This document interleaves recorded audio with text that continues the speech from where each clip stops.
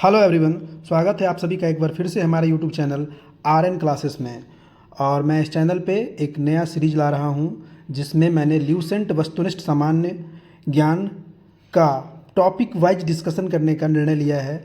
इसमें मैं इतिहास, भूगोल, कला, संस्कृति, पर्यावरण, जितने भी सारे टॉपिक हैं सबके अंदर जितने भी सब टॉपिक है सबको कवर करवाऊँगा one by one series basis पे, जो हर एग्ज़ाम के लिए हेल्पफुल है, चाहे वो रेलवे हो, एसएससी हो, कोई स्टेट का एग्ज़ाम हो। और उन बच्चों के लिए जिन्होंने अभी अभी तैयारी शुरू की है, खास करके उन बच्चों के लिए, और जिन्होंने तैयारी कर लिया है और रिवीजन के लिए एग्ज़ाम से पहले, उन लोगों के लिए बहुत ही इंपॉर्टेंट सीरीज रहने जा रहा है। तो मैं कोशिश करूँगा कि चीज़ों को कंटिन्यू रखूँ, सीरीज को पूरा कराऊँ। आप लोगों को ये वीडियो कैसा लगेगा कमेंट कीजिएगा, लाइक कीजिएगा, शेयर कीजिएगा। तो आइए शुरू करते हैं। निम्नलिखित में से किसे पैरट ऑफ इंडिया के नाम से जाना जाता है? लता मंगेशकर, कालिदास, अमीर Khusro, Pandit Ravishankar. Option number C, अमीर खुसरो को पैरट ऑफ इंडिया के नाम से जाना जाता है। अमीर खुसरो का जन्म स्थान क्या है? एट्टा। एट्टा अमीर खुसरो का जन्म स्थान है। अमीर खुसरो किसके शिष्य थे? अमीर खुसरो निजामुद्दीन औलिया जी के शिष्य थे। किसके शिष्य थे? निजामुद्दीन औलिया जी के शिष्य थे, ध्यान रहेगा। अमीर खुसरो का वास्तविक नाम क्या था? अमीर खुसरो का जो वास्तविक नाम था वो था मोहम्मद हसन। क्या था? मोहम्मद हसन नाम था। अमीर खुसरो का वास्तविक नाम क्या था? मोहम्मद हसन, ध्यान रखना। अमीर खुसरो किस शासक के दरबारी कवि थे? ये भी आसान क्वेश्चन है। तो ये अलाउद्दीन खिलजी के दरबारी कवि थे। महान हिंदू विधि निर्माता थे? तो ये थे मनु। मनु स्मृति का नाम आप लोगों ने सुना होगा। तो महान हिंदू विधि निर्माता थे, मनु थे। कौन थे? मनु थे। भारत में सूफी संप्रदाय का संस्थापक किसे माना जाता है? तो किसे माना जाता है बताइएगा। तो मोइनुद्दीन चिश्ती जी को सूफी संप्रदाय का संस्थापक माना जाता है। पैगंबर मोहम्मद का जन्म कब हुआ था? पैगंबर मोहम्मद का जन्म 570 ईस्वी में हुआ था। गुरु नानक देव का जन्म कब हुआ था? तो गुरु नानक देव का जन्म 1469 ईस्वी में हुआ था, ध्यान रहेगा, 1469 ईस्वी। अगला है, चैतन्य ने शिक्षा की दी, किस चीज़ की शिक्षा दी थी? तो चैतन्य जी ने भक्ति की शिक्षा दी थी। किसकी दी थी? भक्ति की शिक्षा दी थी। गुरु नानक का शिष्य लहना आगे चलकर किस नाम से प्रसिद्ध हुआ? गुरु अंगद के नाम से प्रसिद्ध हुआ। त्यागराज कौन थे? त्यागराज एक संगीतज्ञ थे। कौन थे? एक संगीतज्ञ थे। संगीत की दुनिया में सितार के जादूगर नाम से किसे जाना जाता है? रहीम सेन को सितार के जादूगर के नाम से जाना जाता है। गुरु नानक का वास्तविक नाम था? गुरु नानक का वास्तविक नाम क्या था? तो नानक था। तानसेन का मूल नाम था? तानसेन का मूल नाम रामतनु पांडे, क्या नाम था? रामतनु पांडे था, ध्यान रखिएगा। गौतम बुद्ध का वास्तविक नाम था? तो गौतम बुद्ध का वास्तविक नाम सिद्धार्थ था। क्या था? सिद्धार्थ। स्वामी विवेकानंद का वास्तविक नाम था? तो ये भी सबको पता होगा, स्वामी विवेकानंद का वास्तविक नाम क्या था?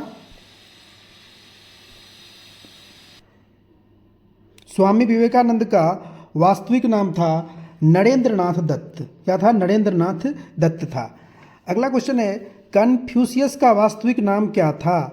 कन्फ्यूशियस का वास्तविक नाम था कुंग फू। क्या नाम था? कुंग फू। उर्दू के मशहूर शायर मिर्जा गालिब का वास्तविक नाम क्या था? इनका नाम था असदुल्ला खान। क्या नाम था इनका? असदुल्ला खान नाम था इनका। किसने कहा था दिल्ली अभी दूर है? निजामुद्दीन औलिया जी ने कहा था दिल्ली अभी दूर है। दुख में सुमिरन करे सब करे, सुख में करे न कोई, यह पंक्ति किसने कही है? तो कबीर दास जी ने यह पंक्ति कही थी। किसने कहा था राम और रहीम एक ही ईश्वर के दो अलग अलग नाम है? कबीर दास जी ने ही यही कहा था कि राम और रहीम एक ही ईश्वर के दो अलग अलग नाम हैं। वेदों की शरण लो, इस आदर्श वाक्य को किसने प्रतिपादित किया था? तो ये स्वामी दयानंद सरस्वती जी ने ये कहा था, वेदों की ओर लौटो। संत कबीर किसके शिष्य थे? संत कबीर रामानंद के शिष्य थे। संगीत सम्राट तानसेन के गुरु थे हरिदास। कौन थे? हरिदास थे। सिख धर्म के प्रवर्तक गुरु नानक देव का जन्म कहाँ हुआ था? तो इनका जन्म कहाँ हुआ था? गुरु नानक देव का जन्म तो ये तलवंडी में हुआ था। कहाँ हुआ था? तलवंडी में। सिखों के 10वें और अंतिम गुरु गुरु गोविंद सिंह की जन्मस्थली है। कहाँ है? पटना साहिब में है। इस्लाम धर्म के प्रवर्तक पैगंबर मोहम्मद का जन्म कहाँ हुआ था? तो ये हुआ था मक्का में हुआ था। कहाँ हुआ था? मक्का में। आगे देखिएगा, बौद्ध धर्म के प्रवर्तक गौतम बुद्ध की जन्मस्थली है। कहाँ है? गौतम बुद्ध की जन्मस्थली कहाँ है? तो ये लुम्बिनी में है। कहाँ पे है ये? तो ये लुम्बिनी में है। कहाँ है? तो ये लुम्बिनी में है। लुम्बिनी क्या हो जाएगा? लुम्बिनी। आदि शंकराचार्य का जन्म कहाँ हुआ था? आदि शंकराचार्य का जन्म कलादी में हुआ था। कहाँ हुआ था? कलादी में। कौन सा स्थान गौतम बुद्ध से संबंध नहीं है? सारनाथ भी है, बोध गया भी है, कुशीनगर भी है। पावापुरी गौतम बुद्ध से संबंधित नहीं है। महात्मा बुद्ध ने अपना प्रथम धर्म चक्र परिवर्तन किस स्थान पर दिया था? यानी कि पहला उपदेश कहाँ दिया था? तो सारनाथ में दिया था। ईसा मसीह का जन्म कहाँ हुआ था? ईसा मसीह का जन्म बेथलहेम में हुआ था। कहाँ हुआ था? बेथलहेम में हुआ था। मगहर नामक स्थान किस महापुरुष से संबंधित है? तो ये कबीर से संबंधित है। किस संबंधित है? कबीर से संबंधित है। महावीर स्वामी का जन्म कहाँ हुआ था? महावीर स्वामी का जन्म कुंडग्राम में हुआ था। कहाँ हुआ था? कुंडग्राम में। महात्मा बुद्ध का महापरिनिर्वाण कहाँ हुआ था? ये हुआ था कुशीनगर में। गौतम बुद्ध को ज्ञान की प्राप्ति कहाँ हुई थी? तो गौतम बुद्ध को ज्ञान की प्राप्ति बोध गया में हुई थी। कहाँ हुई थी? बोध गया में हुई थी। चैतन्य महाप्रभु का जन्म कहाँ हुआ था? तो चैतन्य महाप्रभु का जन्म हुआ था आपको नाडिया। नाडिया कहाँ पे है? बंगाल में है। कहाँ पे है? बंगाल में। तो ये नाडिया में हुआ था। ध्यान रखिएगा इन चीज़ों को चैतन्य महाप्रभु के बारे में। बुद्ध के जीवन की किस घटना को महावनिष्कर्मण के रूप में जाना जाता है? गृह त्याग। गृह त्याग को ही महावनिष्कर्मण के रूप में जाना जाता है। गुरु गोविंद सिंह की समाधि स्थित है कहाँ पे? नांदेड़ में। कहाँ पे स्थित है? तो नांदेड़ में स्थित है। महावीर जैन की मृत्यु किस नगर में हुई थी? तो इनकी मृत्यु हुई थी पावापुरी में। कहाँ हुई थी? पावापुरी में हुई थी। सुप्रसिद्ध उर्दू शायर मिर्जा गालिब कहाँ का मूल निवासी था? तो ये आगरा के। कहाँ के? आगरा के मूल निवासी थे। किसकी समाधि होने के कारण नांदेड़ गुरुद्वारा सिख समुदाय के लिए एक पवित्र स्थल माना जाता है? तो ये हो जाएगा गुरु गोविंद सिंह। बंगाल में भक्ति आंदोलन के प्रवर्तक कौन थे?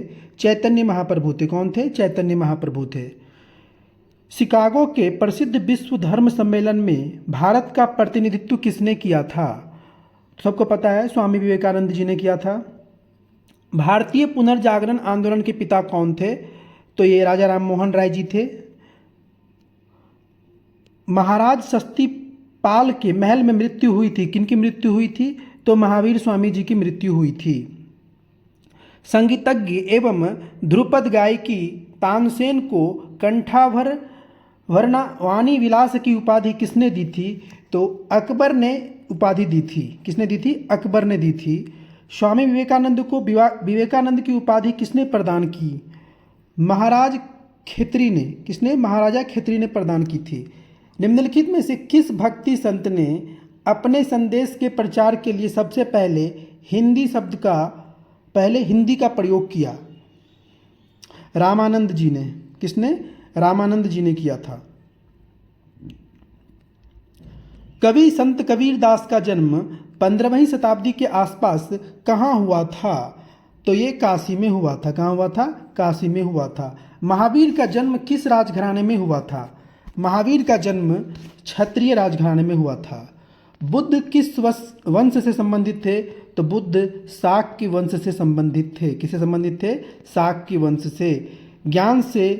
ज्ञान प्राप्ति से पूर्व महावीर का नाम क्या था? वर्धमान नाम था। क्या नाम था उनका? वर्धमान नाम था। शिवपुत्र सिद्धारमैया कोमक ली मठ निम्नलिखित में से किस भारतीय गायक का मूल नाम है? एसएससी 2023 का क्वेश्चन है। पंडित कुमार गंधर्व, क्या नाम है इनका? पंडित कुमार गंधर्व। अंडरस्टूड? पंडित कुमार गंधर्व का मूल नाम ये पुत्र सिद्धारमैया कोमकली मठ है। अंडरस्टूड? निम्नलिखित में से किसे ठुमरी की रानी माना जाता था? तो गिरिजा देवी, क्या हो जाएगा? गिरिजा देवी को ठुमरी की रानी माना जाता था। निम्नलिखित में से कौन पंडित रविशंकर के गुरु थे? अली अकबर खान पंडित रविशंकर के गुरु थे। पटना में किस सिख गुरु का जन्म हुआ था? गुरु गोविंद सिंह जी का जन्म कहाँ हुआ था? पटना में। और इनकी समाधि स्थल कहाँ है? नांदेड़ में। कहाँ पे है?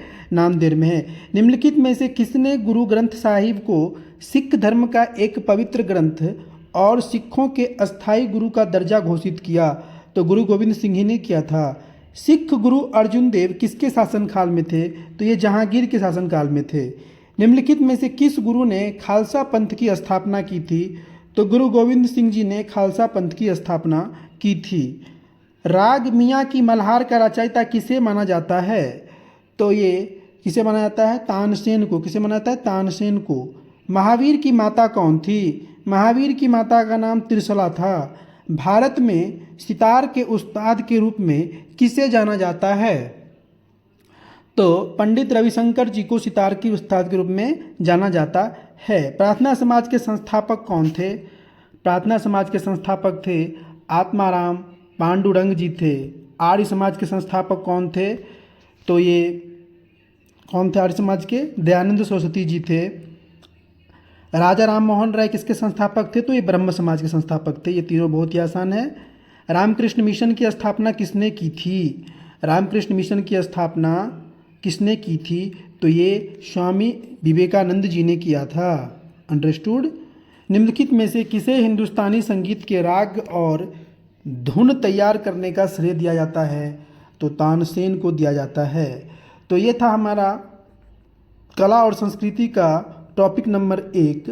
अगले वीडियो से मैं 3-4 टॉपिक को एक साथ कवर करने की कोशिश करूंगा ताकि ये जल्दी फिनिश हो और आप लोग इसको याद कीजिएगा अच्छे से। मिलते हैं बहुत जल्द, तब तक के लिए जय हिंद।